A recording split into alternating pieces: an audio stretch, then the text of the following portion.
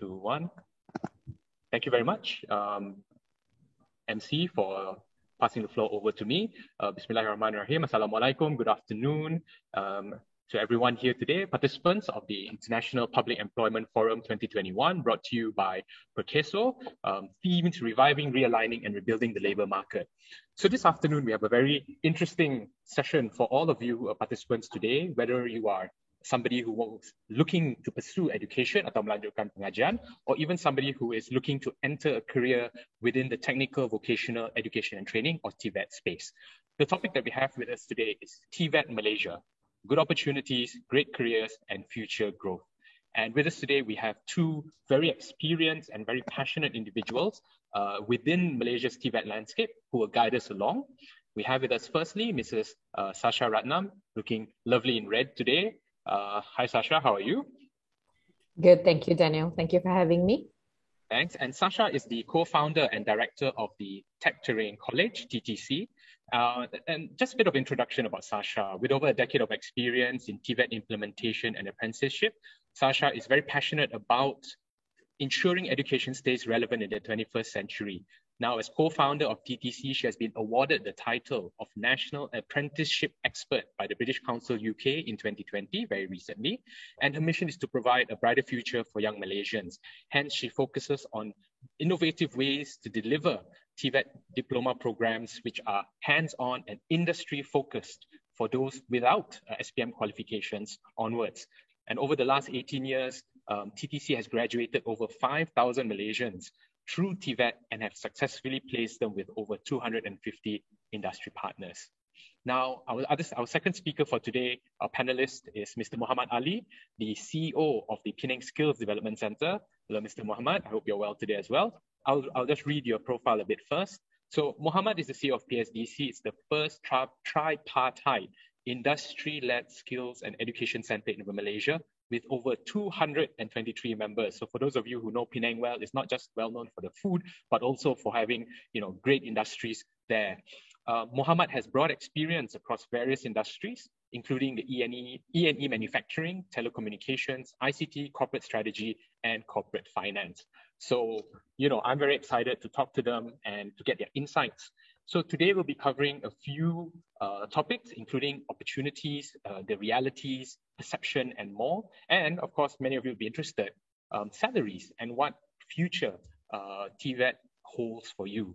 So without further ado, let's get right into it. We've got about 30 minutes or so for this session.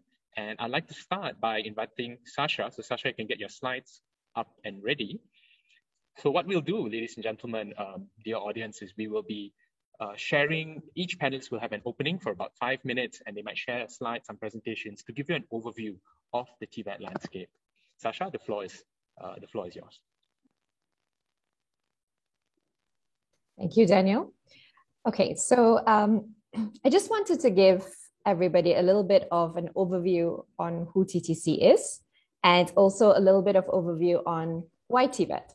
Now, I've been in the TVET industry for about 14 years now. It's an industry that I'm very passionate about. Education has been very important in not just my background, but it's very important to be able to uplift people's lives.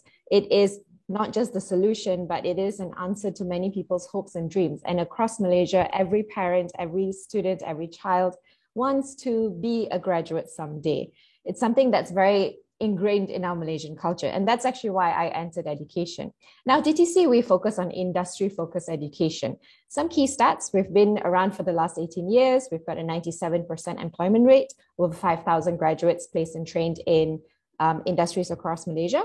We have over 250 industry partners. Now, the reason why TTC was founded, something that we're very passionate about, is that we wanted to give success to students who maybe didn't have such great grades in SPM or even PT3. We wanted to be able to give them a solution through recognized government diplomas, industry-focused programs, and of course, at the end of the day, why does everybody study? It's to get a career or a job. So we wanted to encompass our programs to encompass a job guarantee. Now, these are the three focus areas that TTC works in. We do a diploma in precision engineering, a diploma in logistics, and a diploma in retail management. Now, the next question is always, Why these industries? Now, the reason we've decided to focus on these industries is because, first of all, they are key economic areas. Now, in Malaysia, we have got very, very big retail industry, huge logistics industry. Our history in itself, Malaysia was known because we were in a very strategic location. Logistics is one of our fastest growing industries in Malaysia. And of course, precision engineering, these are all the designers of products. You can't run away with the way the world is going right now. These are industries that are not just high growth, but very necessary. Of course, because of their necessity, our students, we know, will always be in demand. We are not going to be training people in industries that are declining, but always in high growth and always in demand areas. And of course, because of the pandemic that has hit us without any notice, we also realized that these are COVID-safe industries, meaning to say that if you study precision engineering, logistics, or retail, whether there's a pandemic or not, you are always going to have employment. So these are some of the logos. These are some of our industry partners. We've got over 250 of them. But as you can see, these are not just Malaysian companies, but these are also international companies who sit with us to become our technical advisors. They also get involved in program development, curriculum development. But on the student side of things, they really get involved to give the students industry exposure, on-the-job training, apprenticeships. And of course, all in all, at the end of the day, it's always about job guarantees.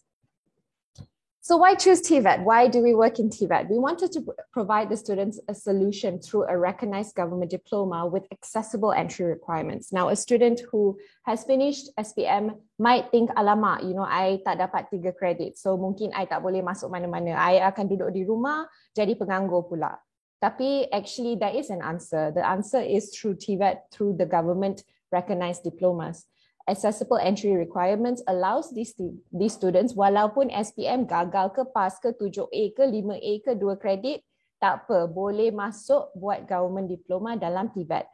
Also, very happy to say that the government has allocated enough funding this year, enough funding over the last 2 years to ensure that walaupun student-student ni daripada B40 ke M40 ke, memang ada student funding available to ensure that they are able to continue their education. And finally, why students like TVET? Now, students who join TVET are people who like hands-on learning. Mungkin kat masa sekolah, they didn't do so well because memang bosan. Duduk baca buku, buat exam je. That is our curriculum system at the moment, kan? But hands-on learning is actually for students who like the touch and feel of machines. They like to touch and feel and see what they want to do in a practical environment. And that's why TVET does very well for these students. So why TTC does what we do, why I do what we do is literally just because we want to be able to contribute in some way to the uplifting of our Malaysian students and our Malaysian economy. And the answer to that we saw was TVET education. Thank you, Daniel. Thank you so much, Sasha, for that very concise presentation within the 5 minutes. That's amazing. And a few things caught my ear, such as how you want to train COVID-proof graduates, regardless of the pandemic, and how B40, M40, everybody's got opportunities. And of course, education is, what empowers students. And we'll get into that a little bit later. Next, I would like to invite Muhammad to share his opening thoughts on the topic and his presentation. Go ahead. Thank you. Okay, can everyone see my screen? Okay, give me a minute.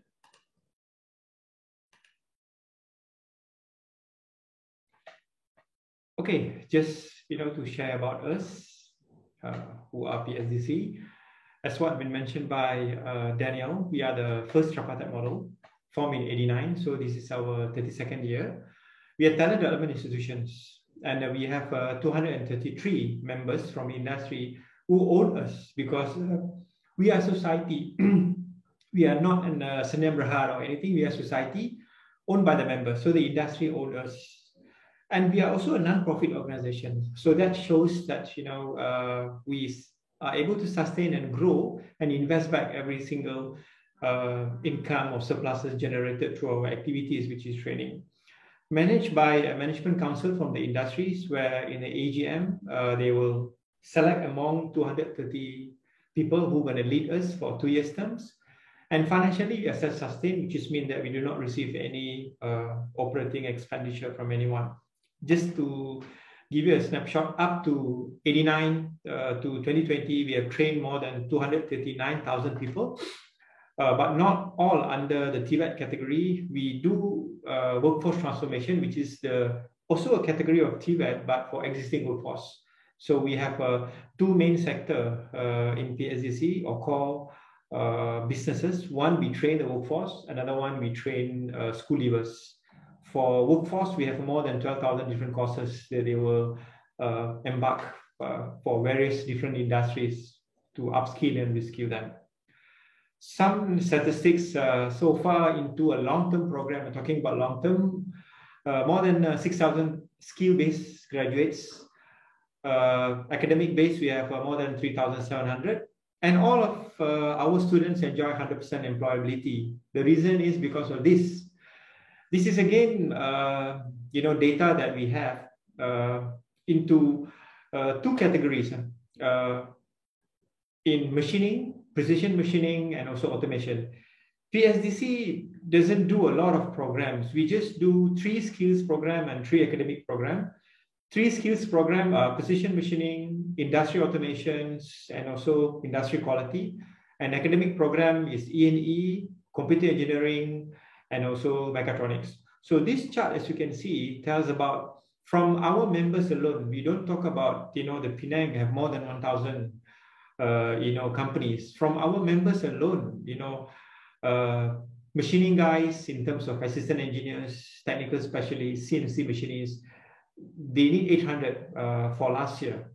So we can't supply because no graduates. And in automations, they need 1,450.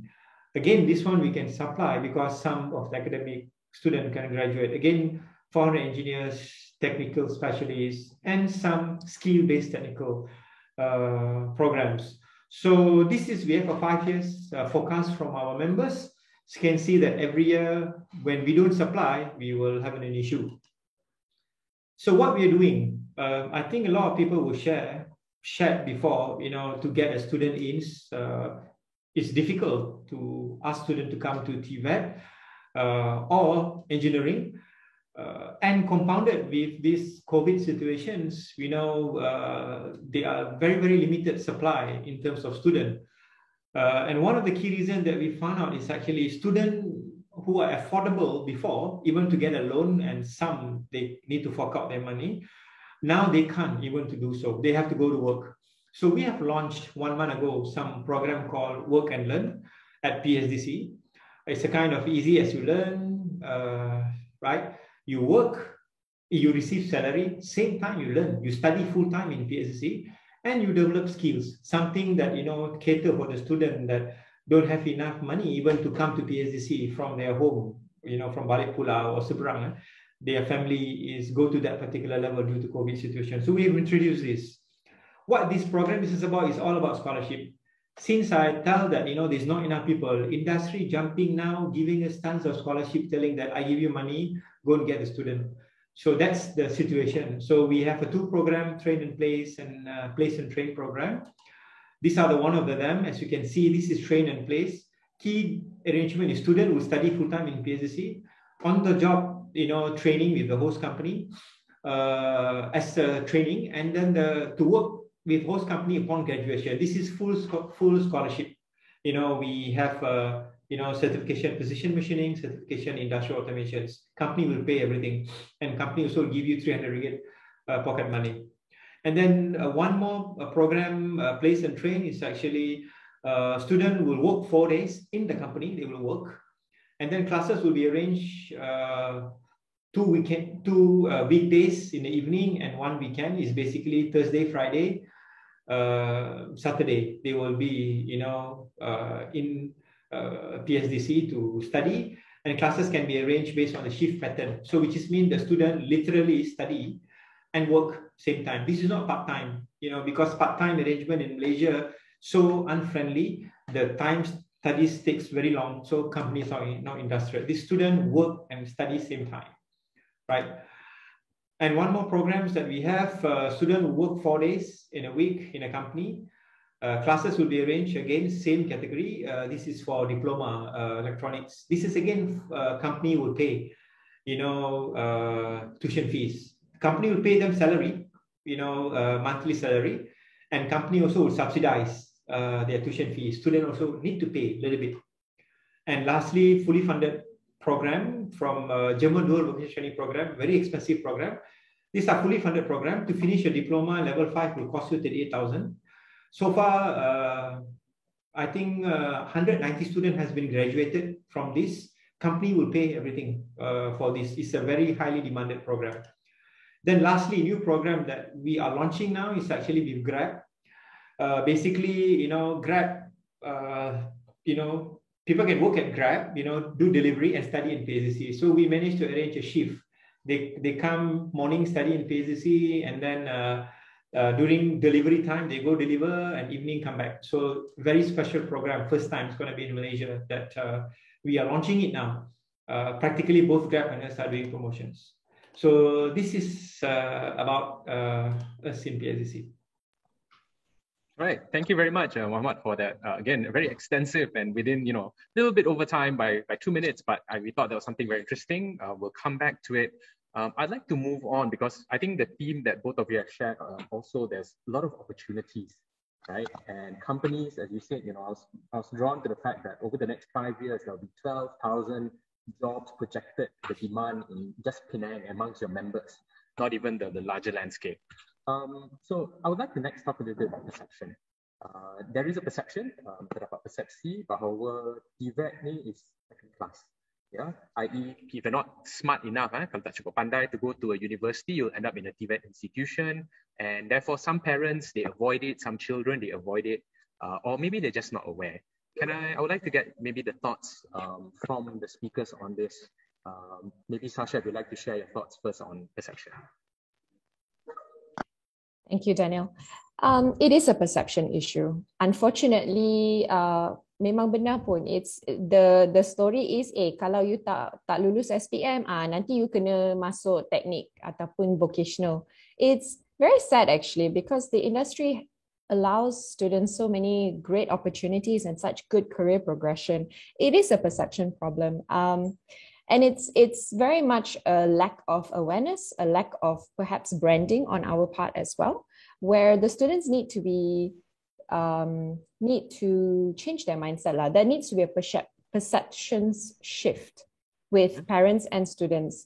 And nowadays, it's not actually about the parents anymore because the way students learn is no longer through newspapers ataupun TV advertisement. Tak ada. Dia akan buka Facebook, buka Instagram, buka TikTok, and that's actually how they learn about these things. So the perception there needs... We do, yes. It's very new. I won't lie to you, it's very new. We just got into it. However, 95% of our student recruitment is all done through Instagram and Facebook. Okay. We used to do roadshows, we used to do career fairs and things like that. But for a small organization like ours, we realized that reaching the actual consumer, reaching the actual target market was through social media. So like you said, the perception is changing. I won't say that it's not a dead end.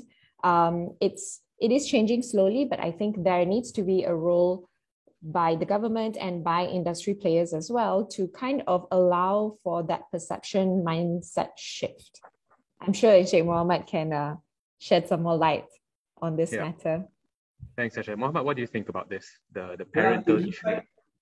Daniel, to give back my 2 minutes, I agree 100% to Sasha because she has said everything. It's true.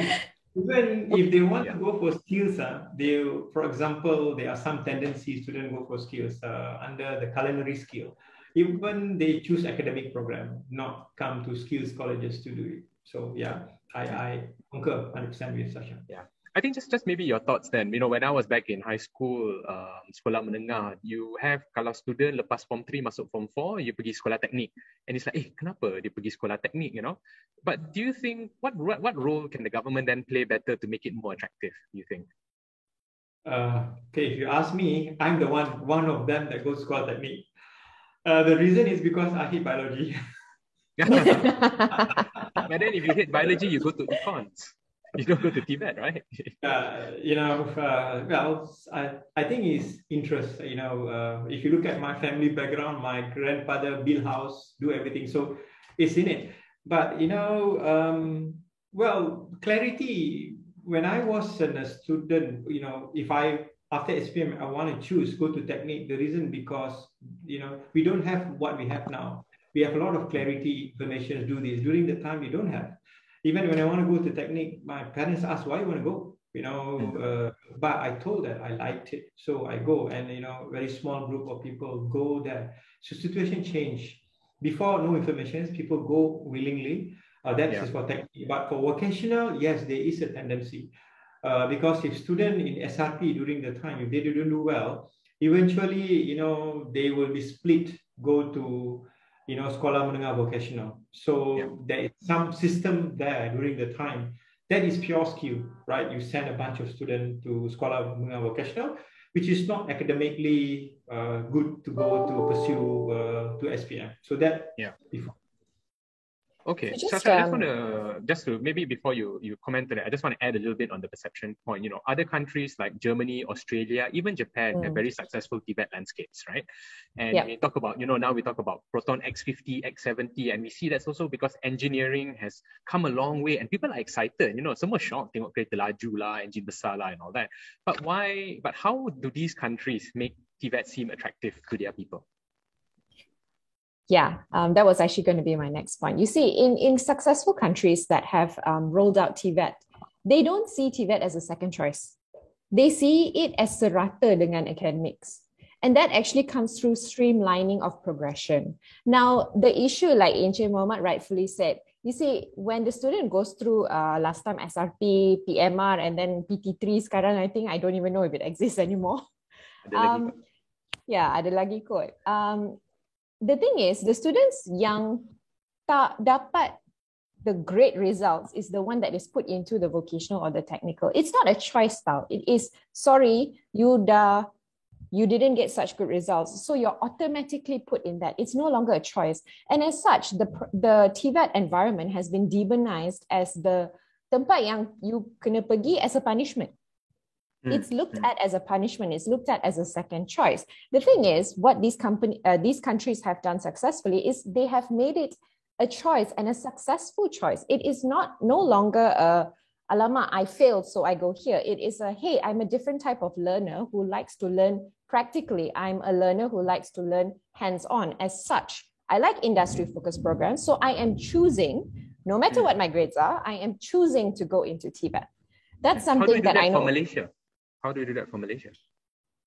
Streamlining all of our progressions. And I think the government is moving in the right direction. We have just come out with something called COPTA, which is streamlining JPK programs and MQA programs, where the students from JPK diplomas no longer have to restart balik from the beginning. So they're allowing JPK programs, Diploma Kemahiran Malaysia, to get the same entry requirements into university pathways. So that's a very, very good step forward, right? A student going into TVET won't feel like, alamak, I already got diploma, sekarang macam mana? I tak ada pathway lain. Ataupun bila I pergi university, they kata, oh, okay, I don't actually know what your diploma is, so you can start balik from the beginning. So by streamlining and allowing credit transfers, it allows the students to have progressions, not just into academics, but when they go into employment, when they go to employers, an employer will see the Diploma Kemahiran Malaysia and actually understand it. They understand that it is equivalent to an MQA diploma. By allowing that streamlining and by following countries like Australia and Germany, this is what they've done very well. They have ensured that the entire ecosystem recognizes TVET as an equal academic progression, not a second choice or you were forced into it. Yeah, I think thank you for that. I think part of streamlining and pathways is also the opportunities that come with it, like salary, right? Because we know in Australia, if you have this kemahiran, this is your salary. Then as you go up, there's a minimum. And then that one is also government plays a role to facilitate, and industry also supports. Betul. Mohamad, if I could get can I share my perspective? A little bit different, but what been shared by Sasha. I agree towards that. Streamlining is good. Before I go further on this, I just want to highlight that Infineon is a chip making company. Yeah, you know. The chief financial officer of Infineon is from TVET stream. It's not from academic, right? Okay. Hans, I know him. He's a good guy.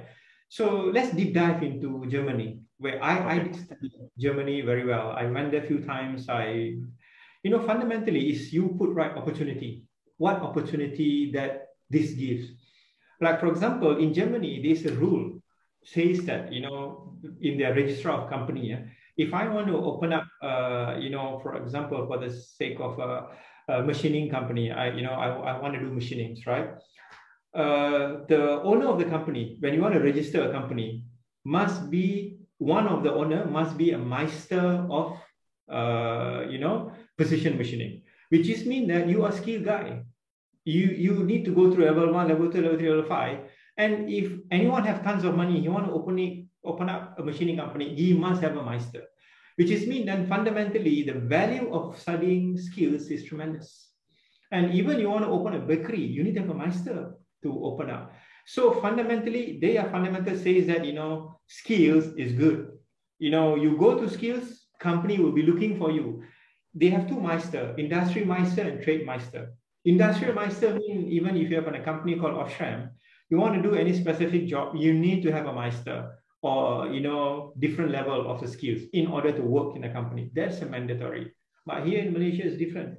If I want to open up a company, plumbing company, I go just, register my name. Go to SSM. Done. I have a plumbing company. That's why the job of plumbing in Malaysia is so bad. So fundamentally, opportunity is good. And I think that the government of Malaysia has done a lot of things, rebranding TVET, but we know for the fact whatever done in the past doesn't address the issue. So there must be something else. There's something else. If you look at the most successful country in the world, Germany, is you make it in the law. If you don't have a qualified guy in your company, you can't operate. That will change everything. Absolutely agree. And that's really interesting because then the law plays a part in all of this. And even as Sasha has mentioned, the streamlining, when you compare to other countries, it's very clear. Okay, so then let's move on to this point on opportunities. And maybe if I can get some quick thoughts about this. Perhaps, Sasha, what are the TVET opportunities available post-graduation? And, not just TTC because you are very specific in who you train, but the wider TVET landscape. And I know you've done some work with, I think, the British Council and international organizations looking at this. So if you could share with our participants, those of us watching, what can they do in TVET? So I'm assuming your question is after getting a TVET diploma, betul? Well, if they want to look into getting it, and then after as well. So we talk about maybe job prospects of the future. Okay, understood. So actually, TVET, it's quite open. It's exactly like academics, where you could be a school leaver who decides, I want to go into TVET as my next step. I want to take a certificate. So TVET is broken into certificate levels, and then you move into diploma and then advanced diplomas. Now, you could go into TVET and say, I just want a certificate 3 because I want to go into a machining entry-level position. Ataupun I want to go into a diploma program and I want to go into an executive supervisory level. So there's actually a lot of, the great thing about TVET is that you can enter and you can decide to leave at what level you want. And then 2 years later, you can come back and do another level. 2 years later, you can come back and do another level. The beautiful thing also about TVET is that it will recognize your experience. So there's something called recognition of prior experience. And so, for example, if I came out with a certificate 3 in precision engineering, I decided I want to go and work for Infineon Technologies for the next 5 years.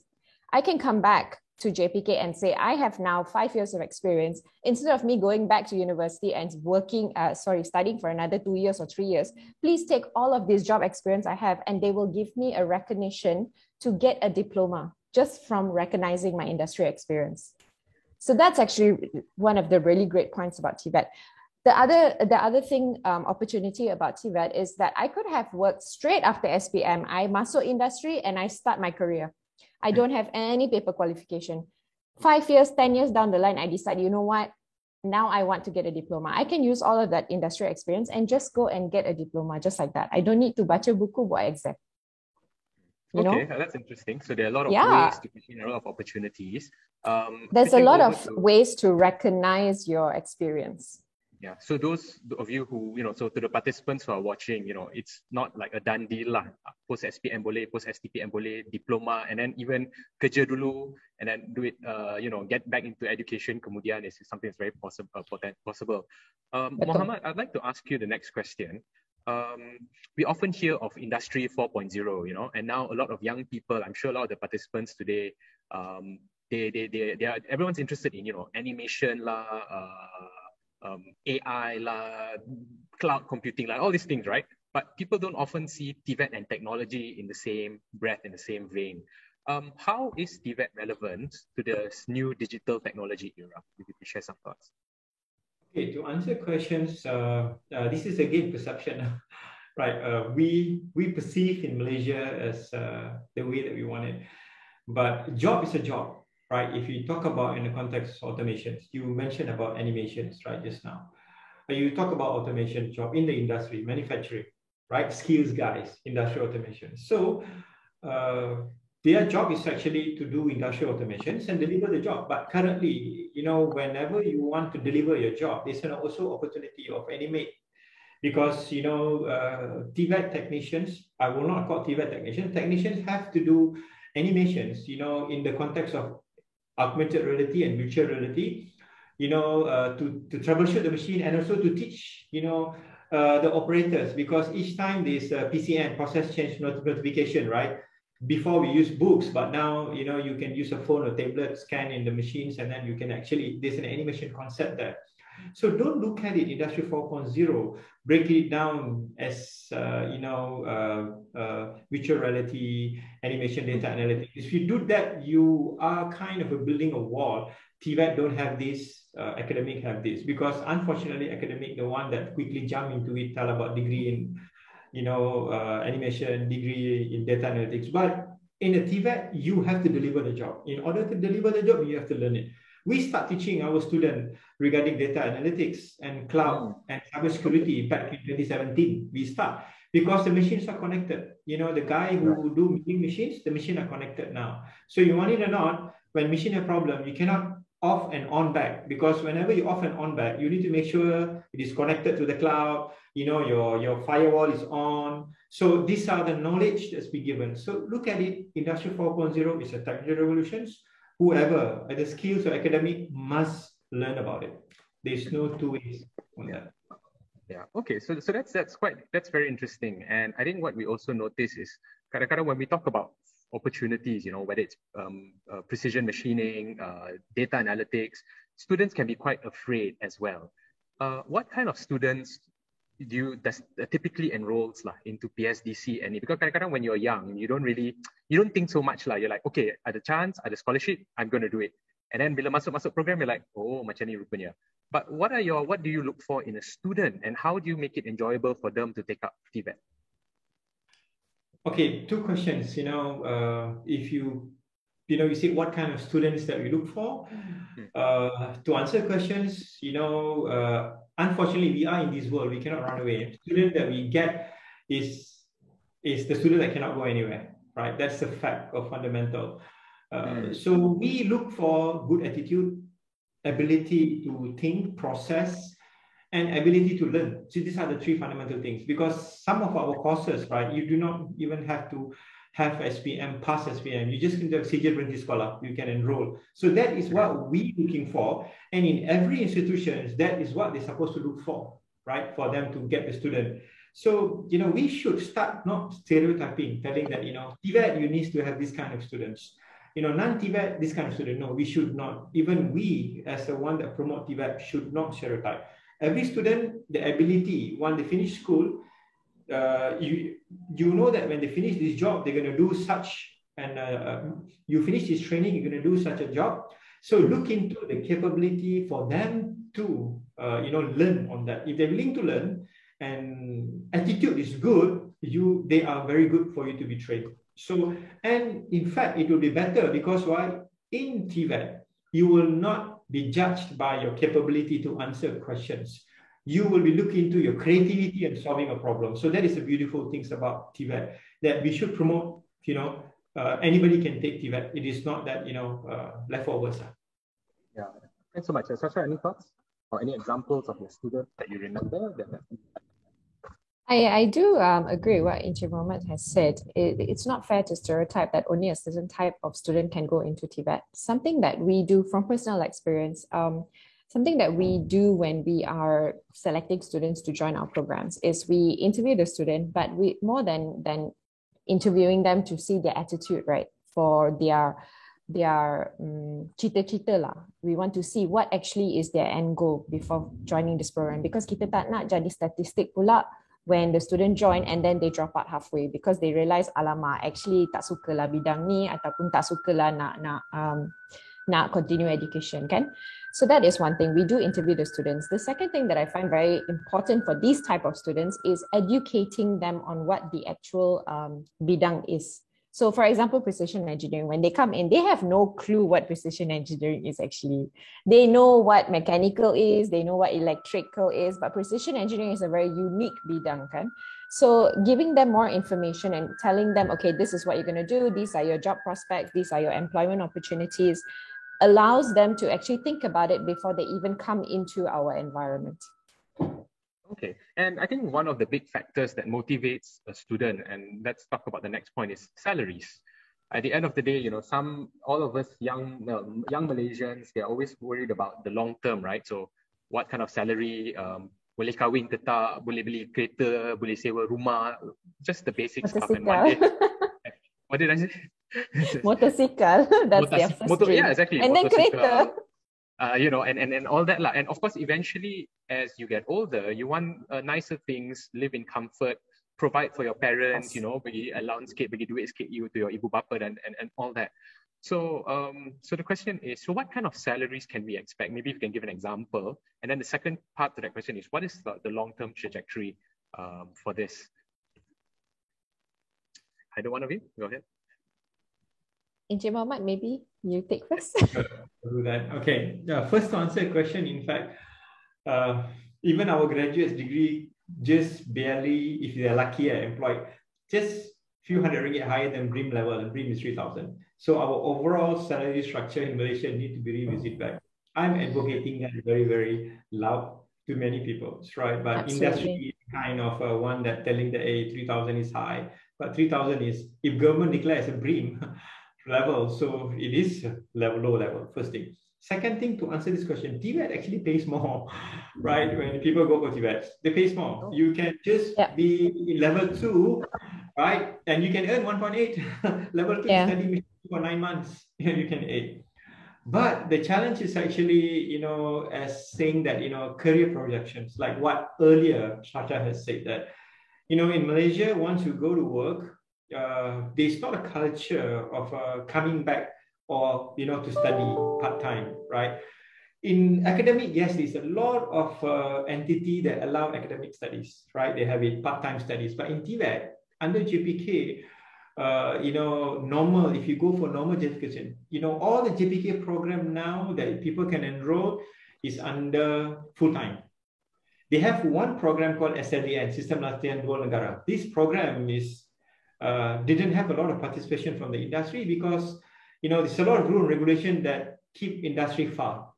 So TVET guys really have an issue on this. They can start job with higher salary, but they're stuck. So usually, they were stuck there, or they may want to go for academic, take some business diploma, business degree, right? But good thing is actually ARPEL come by 3-4 years ago. They introduced ARPEL, but somehow that one also doesn't been picked up very well. So to answer questions, TVET entry salary is good, but career progression still not clear. So something need to be done. Note need to be taken, need to be done. It need to be as easy as, I'm learning level 2 now, so I can go out and do level 3. In PSDC, that happens. You can see I share work and learn. They can same time work and earn, and they can come and study in PSDC. That one, we are doing it by beating JPK system first. Second thing, continuously beating JPK system is not so good. We are JPK center, so we're looking into some other way, which is actually first time we are introducing City and Guild, because City and Guild allow this to happen, which is mean that they study the same period of time, 9 months, but City and Guild system allow you to work and to study, whereas JPK system you need to enroll on this SLDN program, completely different. So we are adopting. So we are in the process of getting ourselves to certified under City and Guild, and then we will be enrolling because we think that this will enable students to go in and out few times until they can go higher, until the highest level in a City and Guild. So that is option that we are picking up. What about your Grab program? If you can very quickly just kind of give us a big overview of how that works, because I know a lot of young people sending Grab food delivery, car is quite convenient for many of them. But then the work aspect is a bit it's not so clear yet. Well, you know what, the Grab program that we do, we are looking into it two reasons. One, before, people don't like to come to skill and academic. They still go study, right? Some other program. Now, even that, no, they go delivery directly to work because they earn more than 3K. So this is a loss for a nation. Even though people say that it's a gig economy, I don't know what gig about it. Sorry to say about it. You are selling people to work and then without completely no future. How long? Even you have only 8 hours per day, 24 hours per day. You cannot deliver more than that. So we talk to Grab. We are very thankful. Grab is really, really helpful. Looking into this. We are structuring a program that Grab, they know when the delivery peak period, because they need to earn, fundamentally they need to keep some money. So the time that low, delivery time, they come and study in PCC for these hours. And then for this particular student who enroll, Grab gives some kind of a priority, where are the closest by to the institute and they can go and deliver and come back. So maybe through 11 to 3 o'clock, the time peaks, they go delivery. Then after that, they come study in PCC. So these are the flexibility that we work with Grab in order to deliver. The reason is because we want students, because we will not be able to get the student. We will lose a lot of workforce if we allow this gig economy, not structured gig economy, to come and take. It's good, they give a job now, but for long term, it is very dangerous for our country. Okay, Sasha, would you like to, I think just to take a time check, we've got about 4 minutes left before we have to end. Would you like to add on a little bit about this point on salaries and career progressions? Because even like Mohammed mentioned, there's also, like Hans from Infineon, right? From a TVET background, move into CFO. Any thoughts on this? Betul. Okay. I completely agree with what Encik Moman has said. We face the same thing where our students, bila dah habis diploma, when they go in, they get very attractive salaries because students ni memang dah hands-on, dah practical kan. Dia pernah sentuh machine, which is what the employers love. They have already got experience running the machines in a practical environment. So they do get very good starting salaries. Career progression wise, which is why I said streamlining needs to come in, because kita memang menghadapi masalah di mana HR manager akan tanya, okay, you ada diploma tapi tak ada degree ke? Ataupun, oh, we only allow degree people, ataupun you kena ada sijil MQA untuk masuk jawatan ni. So this is where the streamlining needs to come in. So the employers also recognize TVET qualifications as the same as MQA qualifications. Now, on the positive spin of things, just like what we were talking about just now, we do have a lot of students as well who start in a TVET environment and then they move up the ladder. And now, I mean, over the last 18 years, I mean, we've barely scratched the surface, but we've got students who are managers, they are directors now. We've got a student who works in a Swiss company. So it's really nice to see these students who might not have done so well in SPM, but because of the TVET environment has allowed them to progress and get really, really well-paying jobs. And so if you're talking about taking care of their parents or, buying a new house, buying a new car, definitely, TVET definitely has those answers for them. But the root of the thing is they must be interested and have the passion to succeed themselves. It's not that we can handhold them all the way. They have to want to be able to do it themselves. Right. Just a broad question for both panelists. What are the emerging industries in Malaysia in the next, say, 3 to 5 years? I know, Mohammed, you've mentioned a few earlier, but what is the broader areas?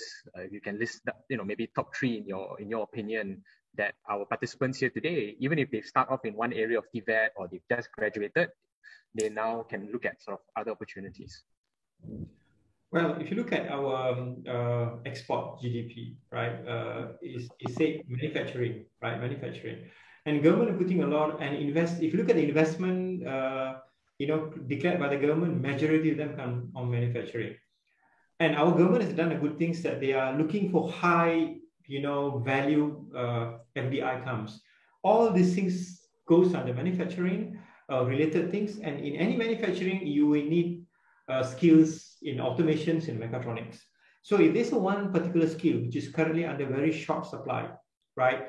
These are the area that students should look into. Area that have a cover area of mechatronics or other areas like related to mechatronics. The demand will be continuously high, and the institution should focus on producing more people, because only with mechatronics capability, country can go higher level of manufacturing, because you need automations, brains in order to do so. Of course, everything is important, but to answer your question, what the area that will grow in mechatronics? So in mechatronics, you have everything. I do not want to put, is it data analytics, cloud? No, that is a track that you need in order to do that. Is a part. So looking into bigger picture, mechatronics, everything comes inside there to support the country to grow to next level. Yep. All right. Thanks, Sasha. You have got over 250 industry partners for TTC, and so what do you see as these opportunities emerging in time to come? That's a lot. These are all Malaysian based or regional based. So, sorry, it does cross my mind. Yeah. Honestly speaking, I wouldn't answer this question just based on employment. I think Jim Mohammed has covered that sector. I want to talk about entrepreneurship. Now, a lot of our retail students come in and they want to come in because of e-commerce. Now, the way the world is going, people tak berani nak keluar dari rumah. And so the answer to that solution is actually ensuring that we have enough skills, not just through TVET, but also through the academic route, to allow our students to become entrepreneurs. They need to be able to be given opportunities not to become somebody's employee, but become the employer themselves. So I think what PSDC doing with Grab is fantastic. We're allowing these Malaysians who already have the drive to make something of themselves through already finding a job with Grab and giving them a qualification to go with it. I think that is actually where the future is. Okay, very interesting. I like the point of entrepreneurship. We're getting to the last questions now, because I think our time, we also need to wrap up soon. I think the first question, maybe it's just a broad question before I ask individually. How do we move from sort of low value economy to high value economy, and what role does the TVET space play, and in this regard? Because we see, so just to add to Sasha, because we see a lot of e-commerce, because since you prompted it crossed my mind, is a lot of selling stuff, right? Textiles, electronics. It's not really like created per se, it's leveraging on these platforms. So we are sort of on this end. How do we get to that higher end where we are the ones who are creating, manufacturing, all of that? The skills are actually already there. The programs are there. The ability for us to teach these skills are already there, and that's being shown through all of our institutions all across the nation. When you say elevating TVET to become the higher end of things, I think, our students need to be elevated to a scenario where IR 4.0 is already taking the human jobs away. It's all robotics now, it's all mechatronics, automation. Our students need to be elevated in the terms of skills, where they start using their creativity and innovation to be able to not just do the mundane jobs anymore, but the creative aspects of it. So our industries need to change. Our education institutions also need to adapt with the changing times. That's what IR 4.0 basically is. We should be allowing our students to move up the chain, to become the creative sources of these processes instead of just every day doing the same process. Okay, thank you. That's very interesting. Mohammed, anything to add to that? I think, this is my, I would like to say this, even though it is not something that gonna ring very well to a lot of people. We're talking about continuing to develop, create something new, to be a leader, right? That's what you've mentioned at the end. Everything's need to get up towards that. Just look at, so in order for us to create something, because when you create something, the whole value chain come under that. So currently Malaysia is a doer, which is means somebody else design somewhere, we do it. That's why that, we are manufacturing, we are not. In order a country to go to that, because it's good, even though we say a lot, our act need to be towards that. Let me ask you a question. The best brains in Malaysia, either you finish your A level or SPM, whatever, who gives scholarship? Who are given a scholarship? Economy, accounts, PNB gives to the series of people they want, CIMB gives to the Bank Negara gives to they want, JPA. Very less scholarship available for E&E, for mechanical, for this. So if you take all the best brain you put to become economy, to become accountant, all sort of things, then you even there you discriminate for people who want to do. Imagine if you send all these institutions, sends 1,000 people out to the best world top university, and half of them is for engineering programs. Believe they come back, they will make a change. But if you send all these economics, they will come and then they will do what they're doing now, talk. That's what they are doing. So fundamentally, change needs to happen. Because, if you ask Bank Negara, I say, no, we have scholarship for this, PNB for this. But we don't see industry is giving, scholarship to send students to MIT or UCL or all top universities to tap their brain and come back. That must change. Don't change a lot of things. Change one by one. By time, you can move the whole process, right? From just doer to be innovator and creator. Okay, thanks. And so last question for both. Sasha, if you could go back in time and speak to your younger self about TVET, what would you tell yourself about the opportunities and the trajectory that we're on? Go back in time to when I was a student, or go back in time when I started working in TVET? When you were a student.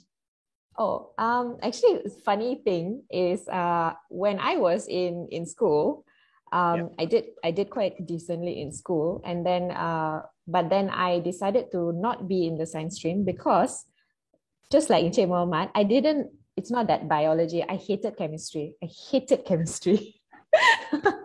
So I went to my principal and I said, I know you want me to go to aliran science, tapi I tak nak. And that was a struggle. That was a struggle for me to change to go into the commerce pathway. And you see, even that, just through personal experience, I felt like I didn't have a choice to do something that I was truly passionate in. I wanted to learn economics and accounting in school. And that was a struggle. I had to go and see my guru besar. I had to go for beberapa sesi counseling before they allowed me to switch. And you see how difficult that was. And that's actually what I think if I went back, I would tell myself, don't worry, it will work out. Okay, thank you so much. And Muhammad? Okay, Daniel, I think when I go back to time, no point talking to myself. I will give an option. I'll be talking to the Prime Minister during the time and telling you change the law so that, ROC will make sure that you take TVET guys. That will be meaningful. Because talking to myself, I already do a little bit, they're not going to be different. So I will talk to the Prime Minister during the time and tell him to change the law. Yeah, you're TVET true and true. And look, you still have the opportunity to talk to the Prime Minister, the leaders, the politicians, the civil servants and all that. Okay, in one line, just to end, what would your advice be to our participants today looking to grow a career in the TVET space?